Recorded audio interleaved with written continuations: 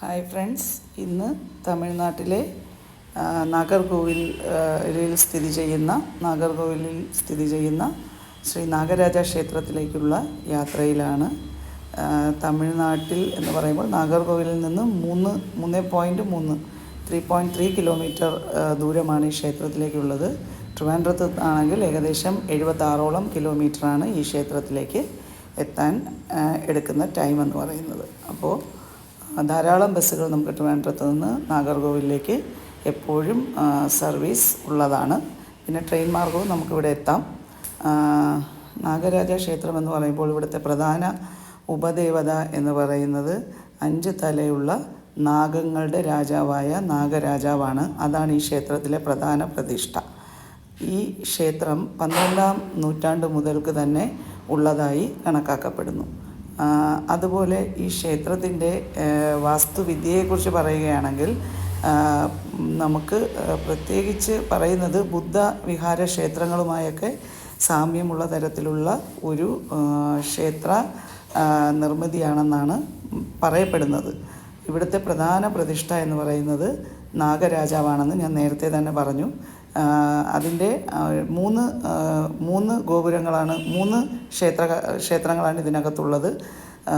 ഒരു ക്ഷേത്രം എന്ന് പറയുന്നത് മഹാദേവൻ്റെ പ്രതിഷ്ഠയും പ്രധാന മൂർത്തിയായിട്ടുള്ള നാഗരാജാവും, മറ്റേ ക്ഷേത്രത്തിൽ പിന്നെ അനന്തകൃഷ്ണനുമാണ്, സർപ്പത്തിൻ്റെ മുകളിൽ നൃത്തം ചെയ്യുന്ന അനന്തകൃഷ്ണനുമാണ് ഈ 3 നടകളിലായി പ്രതിഷ്ഠിച്ചിരിക്കുന്നത്.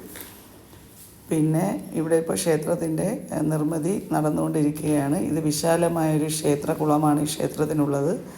രാഹുവിൻ്റെയും കേതുവിൻ്റെയും ദോഷങ്ങൾ മാറ്റാനായി വിവിധ സ്ഥലങ്ങളിൽ നിന്ന് ആളുകൾ ഇവിടെ ധാരാളമായി എത്താറുണ്ട്.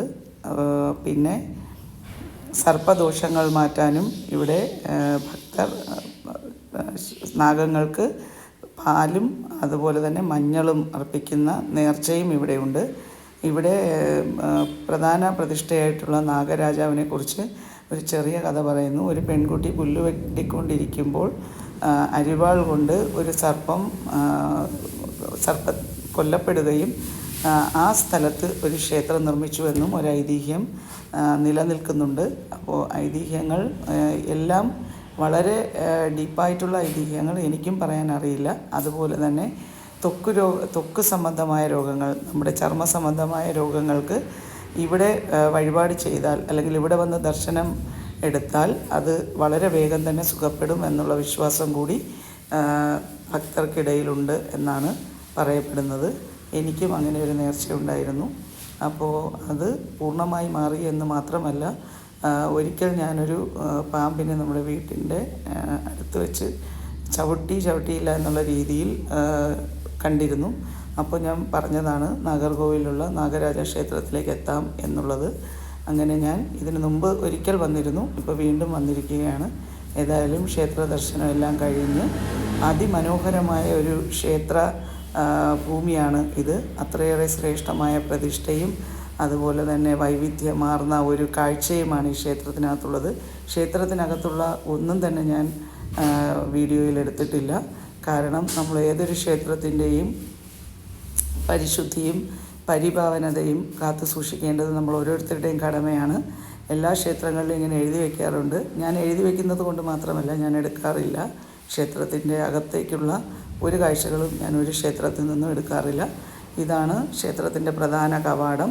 അവിടെ നാഗരാജാവിൻ്റെ കൊത്തുപണികൾ ചെയ്ത ഇത് ചിത്രങ്ങൾ വരച്ച് മനോഹരമാക്കിയിട്ടുള്ള ഒരു കവാടമാണ് ക്ഷേത്രത്തിനുള്ളത്. ക്ഷേത്ര ദർശനം കഴിഞ്ഞ് ഞാൻ തിരിച്ചു മടങ്ങുകയാണ്. അപ്പോൾ ക്ഷേത്രത്തിൽ നിന്ന് പുറത്തേക്കുള്ള വഴിയാണിത്. അതിമനോഹരമായ ഒരു വഴിയാണ്. എല്ലാ ഫ്രണ്ട്സിന് വേണ്ടിയും ഞാൻ പ്രാർത്ഥിച്ചിട്ടുണ്ട്. ആർക്കെങ്കിലും ഈ നാഗരാജ ക്ഷേത്രത്തിൽ വരണമെന്ന് തോന്നിയാൽ തീർച്ചയായും വന്ന് ദർശനമെടുക്കുക. ജീവിതത്തിൽ ഒരിക്കലെങ്കിലും വന്ന് കാണേണ്ട ക്ഷേത്രങ്ങളിൽ ഒന്ന് തന്നെയാണ് ശ്രീ നാഗരാജ ടെമ്പിൾ, നാഗർകോവിൽ എന്ന് പറയുന്നത്. അപ്പോൾ പല ആയില്യത്തിനൊക്കെ ഇവിടെ വിശേഷാൽ പൂജ നടക്കുന്നുണ്ട്. അപ്പോൾ വീണ്ടും കാണാം friends. Thank you so much. Love you all.